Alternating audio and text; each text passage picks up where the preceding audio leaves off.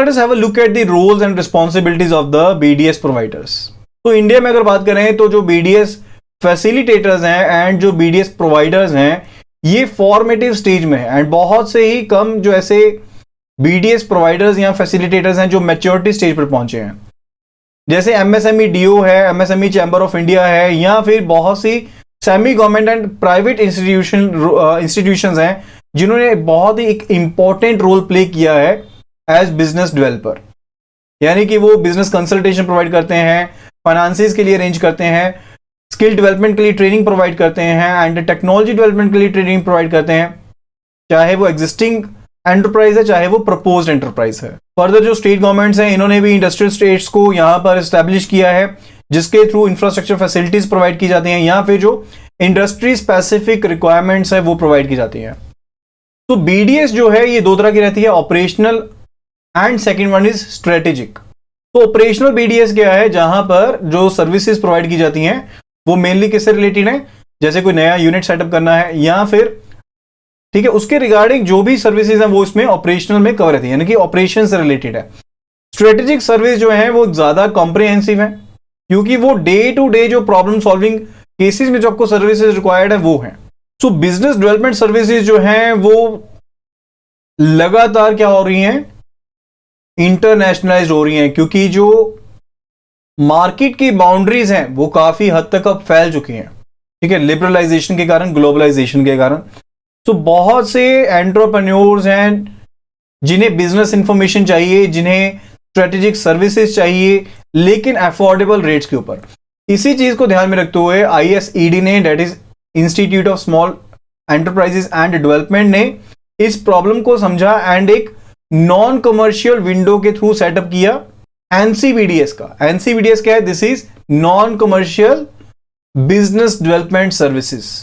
एनसीबीडीएस वो BDS services हैं जो उन एमएसएमईज के लिए हैं जो इन सर्विसेज को मार्केट रेट के ऊपर अफोर्ड नहीं कर पाती हैं। वो एनसीबीडीएस प्लेटफॉर्म के थ्रू इन सर्विसेज को अफोर्डेबल रेट्स के ऊपर एक्सेस कर सकते हैं।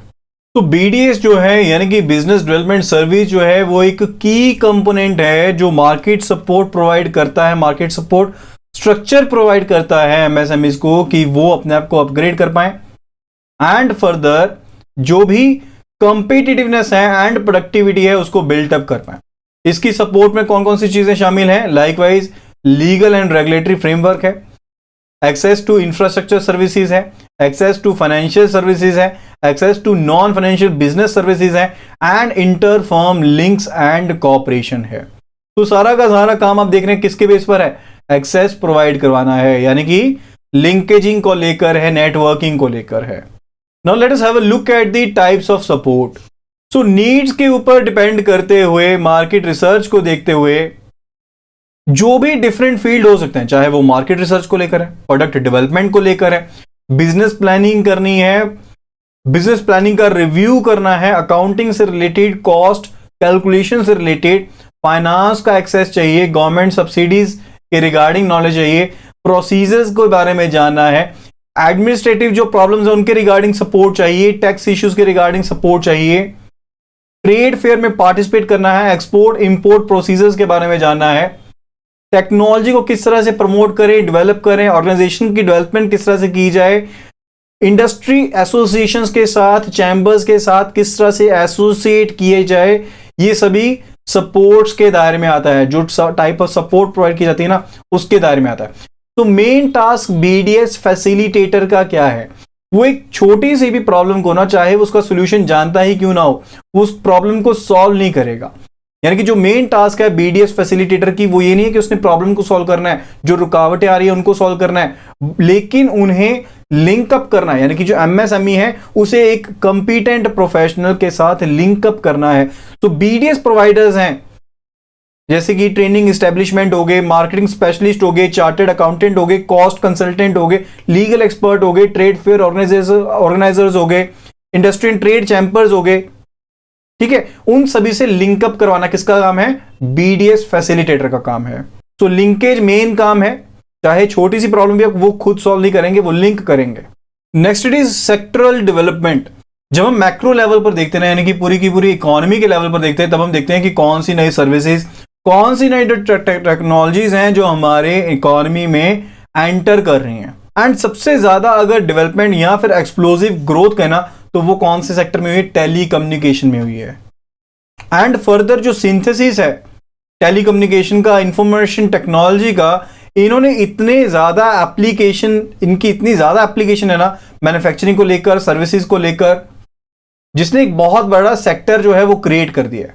यानी कि एंटरप्रेन्योर्स के लिए एक बड़ा नया दायरा बन गया है जिसके अंदर जो सर्विस सेक्टर है उसे स्टार्ट किया जा सकता है।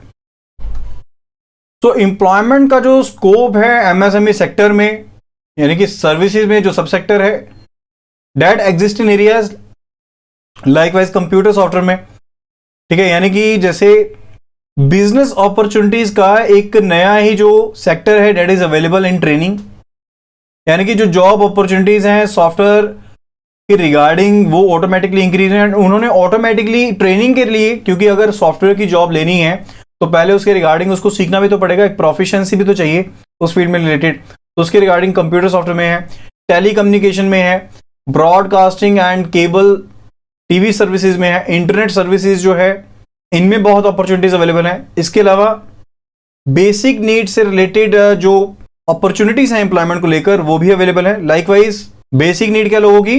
रोटी कपड़ा मकान, फूड क्लोथिंग एंड शेल्टर, तो इसमें बहुत से अपॉर्चुनिटीज हैं इन सर्विसेज में।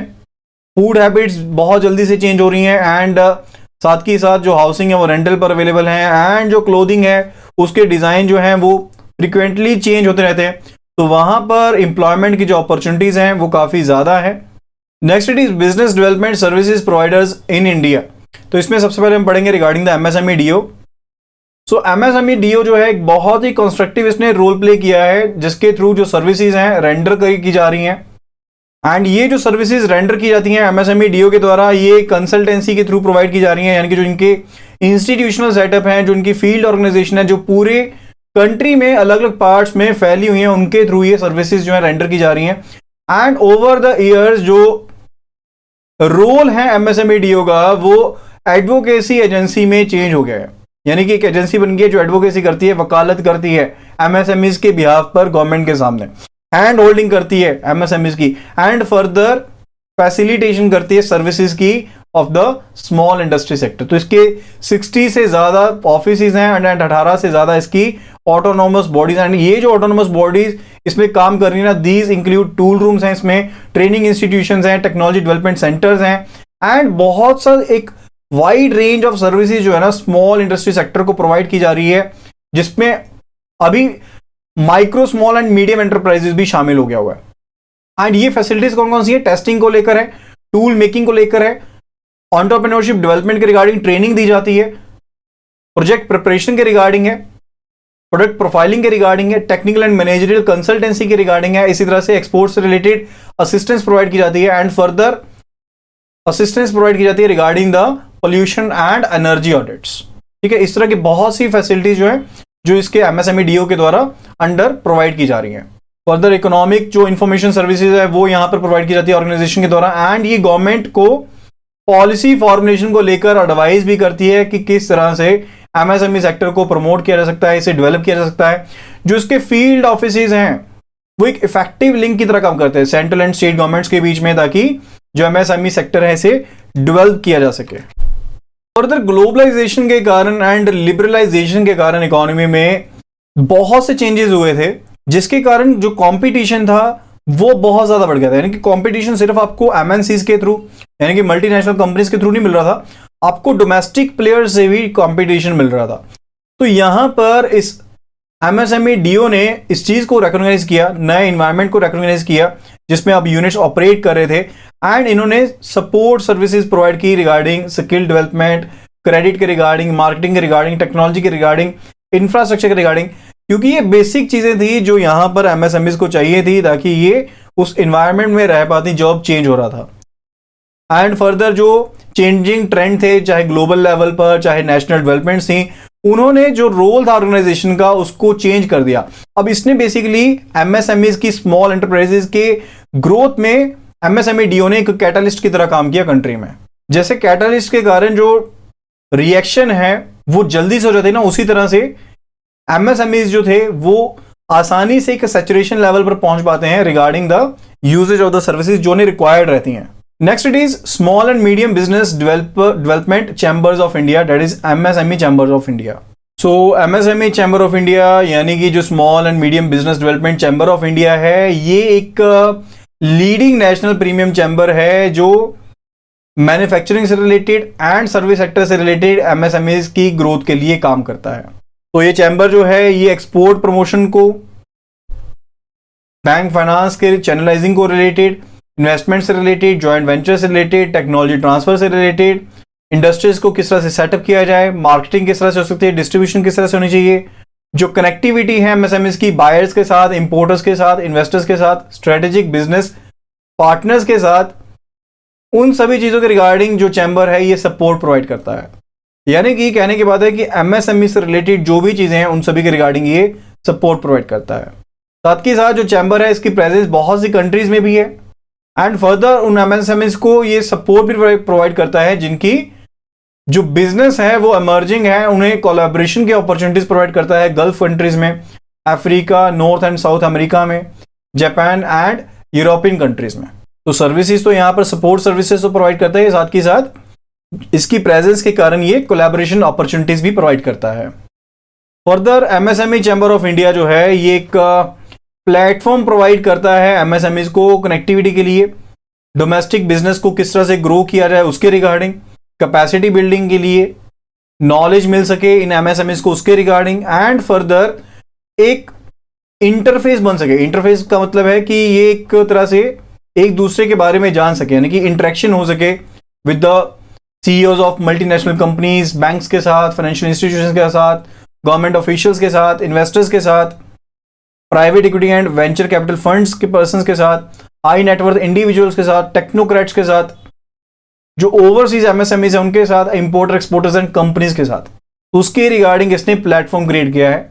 इसके अलावा जो चैम्बर ऑफ एमएसएमई है ये एमएसएमईज की जो भी प्रॉब्लम्स हैं, इनके जो भी इश्यूज हैं, इनको रिजॉल्व करने के लिए भी फॉरफ्रंट पर है, इनको रिजॉल्व करने के लिए भी आगे है, चाहे वो एमएसएमई से रिलेटेड है प्रॉब्लम्स इश्यूज या फिर इंडस्ट्री से रिलेटेड है। फर्दर अगर कोई पॉलिसी चेंज रहता है तो उसके रिगार्डिंग ये रिकमेंडेशंस प्रोवाइड करता है, सुजेशंस प्रोवाइड करता है एंड उनकी इंप्लीमेंटेशन के ऊपर एम्फेसाइज भी करता है। तो बहुत सी एक्टिविटीज को यहां पर एमएसएमई चैम्बर ऑफ इंडिया के द्वारा ऑर्गेनाइज किया जाता है ताकि जो ग्रोथ है, डेवलपमेंट है एमएसएमईज की हो सके एंड इसके जो ऑब्जेक्टिव्स हैं वो अकम्प्लिश हो पाए। एंड चैम्बर जो है ये इंफॉर्मेशन एंड गाइडेंस प्रोवाइड करता है नए एंटरप्रेन्योर्स को भी एंड एग्जिस्टिंग एंटरप्रेन्योर्स को भी, ताकि वो अपने बिजनेस को इफेक्टिवली मैनेज कर पाए, उसको ग्रो कर पाए। एंड फर्दर चैम्बर ने स्ट्रेटेजिक जो की स्ट्रेटेजीज हैं उनको डेवलप किया है ताकि एमएसएमई सेक्टर को प्रमोट किया जा सके, सपोर्ट किया जा सके। फर्दर चैम्बर जो है हमेशा इस चीज को इंपॉर्टेंस देता रहा है एंड एमएसएमईज को इंकरेज करता रहा है कि वो नए इनोवेटिव आइडियाज को अडॉप्ट करें एंड कंसेप्ट्स को अडॉप्ट करें ताकि जो उनका बिजनेस है उसे प्रमोट किया जा सके। फर्दर जो चैम्बर है ये बहुत से सेमिनार्स को, कॉन्फ्रेंसेस को, वर्कशॉप्स को, ट्रेनिंग प्रोग्राम्स को एंड जो और ट्रेड प्रमोशनल एक्टिविटीज हैं उनको ऑर्गेनाइज करता है ताकि जो एमएसएमईज हैं उन्हें एजुकेट किया जा सके एंड उनके बीच में अवेयरनेस क्रिएट की जा सके। इसके अलावा जो समाधान फाउंडेशन है, डीएआई है, केयर है, सिडबी है, बहुत सी गवर्नमेंट एमएसएमई डिपार्टमेंट हैं जो बीडीएस की सर्विसेज को प्रोवाइड कर रहे हैं। Next it is regarding the assistance for strengthening of training infrastructure of existing and new entrepreneurship development institutions, यानी कि जो नई या फिर एग्जिस्टिंग ईडीआईज हैं यानी कि एंटरप्रेन्योरशिप डेवलपमेंट इंस्टीट्यूट्स हैं उनको इंफ्रास्ट्रक्चर को और मजबूत बनने के रिगार्डिंग असिस्टेंस प्रोवाइड करने के रिगार्डिंग ये जो स्कीम है this is implemented by small industry development organization MSMEDO, जिसके ऊपर रिस्पॉन्सिबिलिटी है regarding the promotion and development of the MSME sector in the country, कि उसने स्टेट गवर्नमेंट्स के थ्रू या फिर यूनियन टेरिटरीज के थ्रू जो एमएसएमई सेक्टर है उसको प्रमोट करना है, उसको डेवलप करना है। तो उसने स्कीम निकाली है रिगार्डिंग इंप्लीमेंट किया स्कीम को, जिसके अंडर जो नई या फिर जो एग्जिस्टिंग ईडीआईज हैं उन्हें अपने इंफ्रास्ट्रक्चर, ट्रेनिंग इंफ्रास्ट्रक्चर को और मजबूत बनाने के लिए असिस्टेंस प्रोवाइड की जाएगी। Next it is NSDM, that is national skill development mission. National skill development mission जो है it was approved by the union cabinet on 1 July 2015 and इसे ऑफिशियली लॉन्च किया गया था ऑनरेबल प्राइम मिनिस्टर के द्वारा on 15 July 2015 world youth skill day के अवसर पर। यानी कि स्किल ट्रेनिंग एक्टिविटीज को लेकर जो अलग अलग सेक्टर्स में, अलग अलग स्टेट्स में जो भी क्राइटेरिया थे उन सभी को एक पॉइंट पर लेकर आने के लिए ये मिशन है। फर्दर स्किल्ड इंडिया का विजन अचीव करने के लिए जो नेशनल स्किल डेवलपमेंट मिशन है वो सिर्फ और सिर्फ ये नहीं कि जो स्किलिंग एफर्ट्स हैं उनको कोऑर्डिनेट करेगा, उनको कंसोलिडेट करेगा, लेकिन साथ ही साथ इस प्रोसेस को और तेज भी किया जाएगा ताकि गिवन स्टैंडर्ड्स पर एक अच्छी स्पीड के साथ जो स्किलिंग है, जो स्किल लेवल्स उन्हें बढ़ाया जा सके। इसके ऑब्जेक्टिव्स को फुलफिल करने के लिए एक स्ट्रीमलाइन इंस्टीट्यूशनल मैकेनिज्म को इंप्लीमेंट किया गया है जिसको चलाया जाता है by the ministry of skill development and entrepreneurship के द्वारा। तो जो की इंस्टीट्यूशनल मैकेनिज्म्स हैं इसमें 3 टियर सिस्टम है, इनको 3 हिस्सों में बांटा गया है। एक है इसमें गवर्निंग काउंसिल है जो पॉलिसी गाइडेंस करती है, पॉलिसी के रिगार्डिंग गाइडेंस देती है एंड ये सबसे टॉप लेवल पर है। इसके बाद आती है steering committee and third number पर है mission directorate along with the executive committee, ठीक है, जो कि एग्जीक्यूटिव आर्म है इस मिशन के रिगार्डिंग। एंड फर्दर जो मिशन डायरेक्टरेट है इसको सपोर्ट किया जाता है 3 इंस्टीट्यूशंस के द्वारा, जो नेशनल स्किल डेवलपमेंट एजेंसी है, नेशनल स्किल डेवलपमेंट कॉर्पोरेशन है एंड DGT है, that is directorate general of trading है। ये किसको सपोर्ट प्रोवाइड करती है? ये सपोर्ट प्रोवाइड करती है टू द मिशन डायरेक्टरेट, ठीक है। तो 3 टियर सिस्टम है जिसमें गवर्निंग काउंसिल है जो पॉलिसी गाइडेंस करती है, स्टीयरिंग कमेटी है एंड थर्ड लेवल पर आती है mission directorate along with the executive committee. Mission directorate को फर्दर सपोर्ट प्रोवाइड करती है 3 institutions, NSDA, NSDC and DGT। Next it is regarding state Bank of India consultancy services. तो जो सर्विसेज यहाँ पर कवर की जाती हैं डेवलपमेंट एक्टिविटीज में, डेट इंक्लूड कि सबसे पहली चीज़ है कि ऐसे प्रोग्राम्स को कंडक्ट करना है एंटरप्रेन्योर्स के लिए जो किसके साथ डील करेंगे, that deal with the management aspect of the MSMEs। Further EDPs को ऑर्गेनाइज करना, that is entrepreneurship development programmes को ऑर्गेनाइज करना है। थर्ड इट इज रिगार्डिंग की ट्रेनिंग प्रोग्राम्स कंडक्ट किए जाते हैं जिनके ऊपर जो भी क्रिटिकल एस्पेक्ट हैं MSME मैनेजमेंट के रिलेटेड उनके बारे में गाइडेंस प्रोवाइड की जाती है। Then it is regarding the counselling, यानी कि जो एंटरप्रेन्योर्स हैं जो चाहे उन्होंने नई एंटरप्राइज स्टार्ट की है चाहे एग्जिस्टिंग है तो उसकी एक्सपेंशन के रिगार्डिंग, उसकी मॉडर्नाइजेशन के रिगार्डिंग काउंसलिंग की जाती है एंटरप्रेन्योर्स की। Further it is regarding the preparation of industrial database, यानी कि जो इंडस्ट्रियल डेटाबेस है वो भी यहाँ पर तैयार किया जाता है किसके द्वारा, SBI कंसल्टेंसी सर्विसेज के अंडर। इसके अलावा क्लस्टर से रिलेटेड या फिर MSME से रिलेटेड स्पेशल स्टडीज की जाती हैं। फर्दर MSME डेवलपमेंट एजेंसीज के साथ, इंडस्ट्री बॉडीज के साथ, एंटरप्रेन्योर डेवलपमेंट इंस्टीट्यूट्स के साथ कोऑर्डिनेट करना वो भी इसकी सर्विसेज के अंडर आता है। इसी तरह से जो क्लस्टर्स हैं उनको किस तरह से इनिशिएट किया जाए, किस तरह से इंप्लीमेंट किया जाए। So these all services are covered under the State Bank of India consultancy services.